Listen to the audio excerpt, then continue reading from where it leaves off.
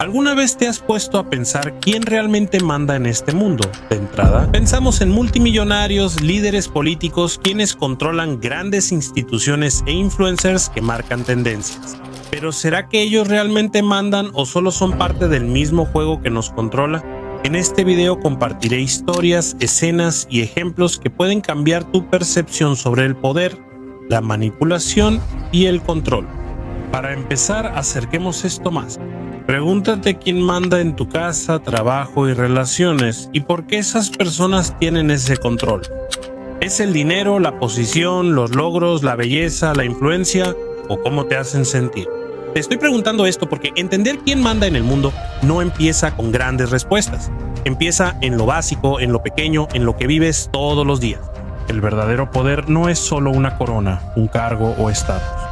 El poder es la habilidad de entrar en la mente, moldear cómo piensas y decidir cómo vas a vivir. Muchas veces eso viene por el miedo, otras veces por el deseo, por el respeto o por la admiración. Pero la esencia siempre es la misma. Lo que le da poder a las personas es la capacidad de hacer que los demás sientan algo tan fuerte que los paraliza, los influye, los domina. Porque quien controla lo que sientes inevitablemente te controla a ti, y cuando ampliamos esa dinámica al mundo, el juego es el mismo, solo que el tablero es más grande.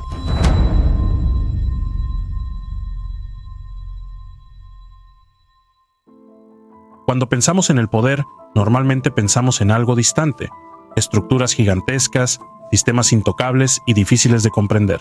Pero no es más que un reflejo directo del ser humano. Nace de las mismas dinámicas individuales que moldean nuestras relaciones en el día a día. Entonces, el jefe que te obliga a quedarte tarde cuando tienes algo importante, la persona en la relación que solo obtiene lo que quiere, el amigo que manipula para que todos piensen como él.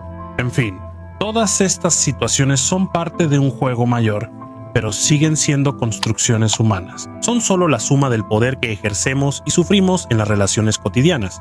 Lo que quiero decir es que el poder no es una cosa, sino una relación. No está localizado aquí o allá, está en todas partes, porque surge de todas las relaciones sociales. Para que exista poder, debe existir una relación de dependencia donde por un lado tenemos al dominador y por el otro al dominado. Esa división no es fija ni absoluta. Quien domina o es dominado cambia según el contexto, ambiente y circunstancias. Por ejemplo, lo que puede hacer que seas dominado en el trabajo no garantiza que seas dominado en tu casa. Todo depende de cuál es tu punto de sumisión. Eso es lo que hace que seas dominado. Es el miedo a la soledad, la pobreza, perder el control, la humillación, ser nadie o no hallar sentido. Todo el mundo tiene un punto débil, y esos puntos son las palancas perfectas para el control. Miedos, inseguridades y deseos inconscientes son las puertas del poder, usados como detonante por quienes conocen las reglas del juego. Al ampliar nuestra visión, vemos que este juego de dominación no solo ocurre en relaciones pequeñas, sino a mayor escala. Y en ese gran tablero, podemos darnos cuenta fácilmente de que la gran mayoría de las personas vive en lo que llamo una primera dimensión, atrapadas en patrones, manipuladas y dominadas sin siquiera darse cuenta. Pero hay una minoría que opera en otro nivel, en una segunda dimensión. Esos son los llamados maestros del juego, aquellos que ven más allá, que comprenden las reglas invisibles, que logran percibir y explotar muy bien las vulnerabilidades de aquellos en la primera dimensión y las usan como herramientas para manipular y dominar. Pero lo que casi nadie nota es que existe algo más allá de eso, una realidad que trasciende ese juego de dominación, un espacio donde puedes liberarte de las ataduras de lo que es impuesto y vivir en mayor sintonía y armonía con la vida. Es lo que yo llamo la tercera dimensión, un lugar rarísimo que muy pocos encuentran, y es precisamente a ese camino al que quiero invitarte. Después de años reuniendo ideas, experiencias y reflexiones, logré crear algo único. Pero retomando el tema del poder, cuando digo que los dominadores, los maestros del juego, comprenden mejor las reglas, ellos perciben detalles que otros no notan. Aspectos como estándares de belleza, normas sociales o tradiciones que muchos ven como naturales o consensuados. Ellos entienden simplemente como construcciones sociales que surgieron a lo largo del tiempo, influenciadas por la cultura, el contexto o las necesidades de cada sociedad. El hecho de que cuestionen y busquen entender lo que hay detrás de la fachada de la realidad es lo que los libera de la primera dimensión y todavía les permite manipular y controlar. La mayoría que no se cuestiona, la mayoría que simplemente acepta la realidad que se le presenta ¿Quieres un ejemplo práctico y muy sencillo de esto? Estándares de belleza. En Brasil hay una clara obsesión por las curvas y la piel bronceada. Las mujeres que cumplen estos estándares suelen ser admiradas. En Japón la situación es diferente. Allá se valora más la piel clara. Las curvas importan poco. La nuca femenina es una de las características más sensuales y hasta influye en cómo se viste. Los kimonos tradicionales dejan la nuca al descubierto, mientras que en Brasil se destacan otras partes del cuerpo que allá pasan desapercibidas. No fue una decisión tomada en una sala de reuniones sobre qué estándar era mejor. Estos estándares provienen de contextos culturales, historias, etnias y preferencias que cambiaron con el tiempo, pero una vez establecidos crean reglas silenciosas: lo que debes valorar, lo que debes aspirar a ser, lo que debes temer. Y más que eso, esas reglas terminan determinando también las dinámicas de poder. ¿Pero por qué las dinámicas de poder? Imagina a una mujer que cumple con el estándar de belleza dominante y usa eso como herramienta de control en una relación. También puede haber un hombre inseguro que necesita validación constante y busca en esa mujer afirmarse socialmente. Cree que estar con ella refuerza su estatus y valor. En ese caso, ¿quién tiene el control? Y antes de responder eso, es importante darse cuenta de que la dependencia es el detonante que entrega el poder. Alguien me dijo que el poder en todas las relaciones está con quien menos se preocupa. Y tenía razón. Entonces, mientras el hombre depende de la validación que la presencia de la mujer le da, ella, al entender esa dinámica del juego, puede usarlo para obtener lo que quiera, lograr que él se rinda por completo a ella y sea sumiso. Ella entiende que su posición la hace menos dependiente de él, pues sabe que hay muchos otros dispuestos a ocupar el mismo papel de ese hombre. Ese es solo un ejemplo básico de cómo convenciones inocentes pueden volverse herramientas de poder. A diferencia de lo que muchos creen, el poder no solo viene de la fuerza o imposición, sino de saber aprovechar los detalles no cuestionados del juego social. Es claro que esas dinámicas superan los estándares de belleza y relaciones amorosas. Están en todas partes, en tu trabajo, en la política, en la economía. Todo. Y cada una de esas dinámicas, por más pequeña que parezca, es una pieza de un juego mucho más grande. Pero lo que quiero que notes es que cuando pensamos en quién manda en el mundo, lo que realmente estamos tratando de entender es cómo se configuran todas las relaciones, esas miles de piezas, en su totalidad. Te doy otro ejemplo de un ambiente distinto pero muy ilustrativo para entender las dinámicas de poder: la prisión. Y como ya hice un video sobre la película Sueños de Libertad, que por cierto quedó bastante interesante, quien tenga interés, véalo después. Voy a usar una escena menos popular pero que ilustra bien la idea. Es de la serie italiana Gomorra sobre la mafia local, una serie bastante violenta que trata sobre los juegos de poder, la manipulación y las alianzas, estrategias que determinan quién vive, quién muere y, sobre todo, quién controla el juego. En esa escena, el jefe de una de las mafias locales más grandes es arrestado. Al llegar a prisión, incluso ahí, donde debería perder todo su poder, él sigue siendo respetado, o mejor dicho, temido. No solo por los presos, sino también por los propios guardias. Todos saben quién es él fuera, una figura peligrosa con gran alcance. Ese respeto o miedo lo sigue en prisión. El resultado: vive con privilegios que no deberían existir. No es solo un preso más, sigue siendo el jefe, incluso en prisión. Él tiene un celular para comunicarse y mandar en todo lo que pasa afuera, pero de repente todo cambia. Cambian al jefe de la prisión y el nuevo jefe deja claro que todo será diferente. Él mira al jefe mafioso y prácticamente le declara la guerra. Antes la política era distinta, pero conmigo será estricta. Ningún privilegio. Él restringe al mafioso, le quita sus privilegios y trata de ponerlo en igualdad con todos los demás presos. Por un momento hasta parece que él está en control, que es él quien manda. El aislamiento le hará comprender mejor cómo debe comportarse. Pero después de un tiempo, la prisión empieza a volverse un caos. Algunos guardias siguen fieles al mafioso, motivados por sobornos o promesas de protección. Muchos presos que lo apoyan también empiezan a rebelarse, pero el jefe de los guardias se niega a negociar.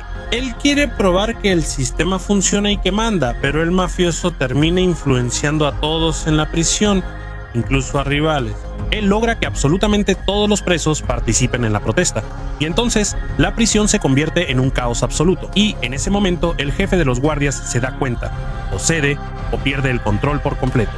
y entonces cede. Los privilegios vuelven, el mafioso recupera sus beneficios y el orden se restaura, pero bajo sus términos. Ese es el punto. ¿Quién realmente mandaba en todo eso? ¿Era el jefe de los guardias con su cargo y autoridad formal? ¿O era el mafioso que tenía el respeto y el miedo de todos a su alrededor? La escena lo deja claro. El jefe de los guardias tenía su puesto y podía imponer reglas, pero el mafioso tenía algo más poderoso: la habilidad de infundir miedo y manipular, haciendo creer que seguía en control incluso preso. Por lo tanto, cuando hablamos de poder, olvida las fachadas, olvida los cargos, los títulos, las posiciones o los rostros que parecen estar al mando. Quien controla emociones, miedos y deseos de otros es quien realmente tiene el poder. La cercanía al poder hace creer a algunos que mandan. Detuve ese pensamiento antes de que iniciara. Al salir del ejemplo de la prisión y ver el conjunto, ¿quiénes son los poderosos? Hoy vivimos en un mundo con poderes cada vez más omnipresentes e invisibles. A pesar de los cambios, escenarios, instituciones y tecnologías, las reglas y dinámicas del juego siguen siendo las mismas. Piensa en la política, por ejemplo. Aquí es muy común que pensemos en los gobernantes como las figuras centrales del poder. ¿Pero realmente ellos lideran este juego? Esto es la presidencia. ¿Hasta dónde puede llegar un político? El poder real no está aquí, está más allá de aquí. Está por encima de esto. Como en el caso del jefe de la prisión, los cargos políticos no garantizan poder real. Los políticos pueden no ser más que marionetas, representando a quienes realmente mandan, los que financian campañas, los que moldean políticas, los que controlan el flujo del dinero. A menudo están ocultos tras el estrado. Son poderes que actúan detrás de los visibles. Y cuando vemos la forma en que el sistema está configurado y estructurado, nos damos cuenta de cómo el dinero es algo central y hace que todo gire. El dinero influye en instituciones, políticas públicas y en los deseos y necesidades de las personas. Cuando llega el dinero, no preguntas nada. ¿Y quién controla el dinero? Bancos, grandes instituciones financieras, corporaciones gigantescas, son ellas las que hacen que la economía gire, que dictan el ritmo de las cosas. Es como dijo el fundador de una de las familias más influyentes de la historia financiera: dame el control sobre la emisión de moneda de una nación y no me importa quién haga sus leyes. Al final, el poder real está en controlar el motor del sistema, el dinero, porque las leyes o los gobernantes que supuestamente lo regulan están controlados. ¿Consecuencia de eso? Pero al mismo tiempo, decir que quien tiene dinero es quien manda es simplificar demasiado esa ecuación. El dinero es central en nuestro sistema, pero solo es una herramienta, como la violencia. Por eso, el crimen organizado gana protagonismo, instaurando terror y controlando territorios, vidas y políticas locales. Para quienes estamos en la cima de la cadena alimenticia, no hay misericordia, solo una regla. Casa o sé casado. Nosotros no nos sometemos al terror. Nosotros hacemos el terror. El poder entra donde somos más frágiles, usando herramientas como el dinero, el miedo y el control psicológico para establecerse. Una vez establecido, el sistema influye y define nuevas fragilidades, miedos y deseos. Nos enseñan cómo pensar, creando un ciclo que refuerza su dominio. Vivimos con miedo de cuestionar y romper ese patrón. El principal miedo de las personas es la humillación pública. La sociedad, con sus creencias y preocupaciones, acaba sosteniendo el sistema que dice odiar. Al final, es claro, no es el dinero lo que sostiene el sistema. El verdadero motor son las personas. El sistema depende de ellas. Sin su cooperación, los engranajes no giran. Sin ellas, no existe dominación. Y los que están en el poder lo saben muy bien. Vamos a fingir que este grano es una hormiga muy pequeña. ¿Te dolió? ¿Y ahora? Si dejamos que una hormiga nos desafíe, entonces todas van a empezar a causar problemas. Esas pequeñas hormigas son más numerosas que nosotros. Si empiezan a darse cuenta, se nos acaba la buena vida. Los pensamientos de los gobernados deben ser controlados. Por eso la propaganda y el espectáculo son las herramientas más poderosas del poder. Controlar lo que la gente piensa y teme mantiene el sistema. Por eso las distracciones son grandes herramientas de poder. Hoy en día ya no es tan necesario usar la fuerza bruta. Basta con mantener a las personas ocupadas, entretenidas, creyendo que tienen algún poder, que sus opiniones importan que el odio, una convicción política o la creencia en una gran conspiración pueden realmente cambiarlo todo. La gente cree que simplemente rechazar el camino de la mayoría significa ver más allá de lo obvio. Pero al final, muchas veces siguen atrapadas en el mismo juego, solo que del otro lado. Convencer a alguien de hacer lo que quiero solo es superado por fallar en persuadirlos a propósito. Es como una señal de no entrar que te invita a pasar. Nos sentimos seducidos por la idea de que desafiar lo prohibido por sí solo es una forma de libertad o poder. La ilusión de que pensar diferente te pone en una posición de poder es peligrosa, porque el conocimiento aislado no hace nada. El verdadero poder exige la sabiduría de actuar dentro de un sistema que ya fue diseñado para absorber y neutralizar cualquier amenaza a su dominio. Conocimiento es poder. Arréstenlo. Córtenle la garganta. Espere. Cambié de opinión, déjenlo ir. Poder es poder. Aquí muchos fallan, confunden saber con poder. Como si apenas ver más allá fuera suficiente para cambiar algo en un mundo donde el juego ya está muy bien establecido. Mientras sigamos viendo el mundo como una batalla entre nosotros y ellos, o entre poderosos del mal y el pueblo del bien, no entenderemos cómo funciona esa dinámica de poder. Esa visión simplista de bien contra mal solo refuerza ese juego. Parece incluso que perdimos de vista que, al final, estamos hablando solo de seres humanos, cada uno con su propia realidad y circunstancias, pero que, cuando son provocados, pueden mostrar lo peor de sí mismo. Como Abraham Lincoln dijo, si quieres poner a prueba el carácter de un hombre, dale poder. Muchos creen que todos los políticos son corruptos, pero el poder solo revela la verdadera naturaleza de las personas, no las corrompe por sí mismo. Lo que quiero decir es que el deseo que mueve a un político corrupto puede no ser tan diferente de los deseos egoístas que te mueven a ti. Solo se manifiesta en un escenario más grande y expuesto. Decimos que servimos a otros, pero en realidad nos servimos a nosotros mismos. ¿Y por qué? Porque nos guía el deseo de reelegirnos. Nuestra necesidad de seguir en el poder supera el deber de gobernar. El deseo de poder puede parecerse a querer más dinero o estatus. Tal vez la diferencia sea que tú nunca has llegado a tu punto de corrupción, ese punto en el que circunstancias extremas ponen a prueba tus límites morales y revelan quién eres realmente. Y no estoy diciendo que todos seamos corruptos, ni tratando de normalizar la corrupción. Solo intento mostrar que la naturaleza del poder es sobre todo un reflejo de la condición humana. Todos llevamos dentro de nosotros el potencial para el bien y para el mal. Reconocer nuestra sombra, nuestra capacidad para actos egoístas y destructivos, tanto como para actos altruistas y nobles, es lo que puede evitar que caigamos en las trampas que tanto criticamos en los demás. Es como ese tipo que anda por ahí todo orgulloso diciendo que es fiel a su esposa, pero es gordo, pobre, feo, aburrido y completamente indeseado por cualquier otra persona. Y aún así anda por ahí criticando a los ricos y famosos que engañaron, diciendo que son de mal carácter. Yo nunca haría eso. ¿Pero será que de verdad nunca lo haría? ¿O son solo las circunstancias que nunca lo han puesto a prueba? Y eso aplica para todos nosotros. Por más que intentemos separarnos de los demás, señalando con el dedo y diciendo, ellos son corruptos, ellos son malos, yo no soy así. La verdad, muchas veces incómoda, es que lo que vemos en el mundo es solo un reflejo de la naturaleza humana. No creo que la naturaleza humana sea inherentemente corrupta o mal, pero donde hay relaciones de poder, existen más detonantes para despertar lo peor.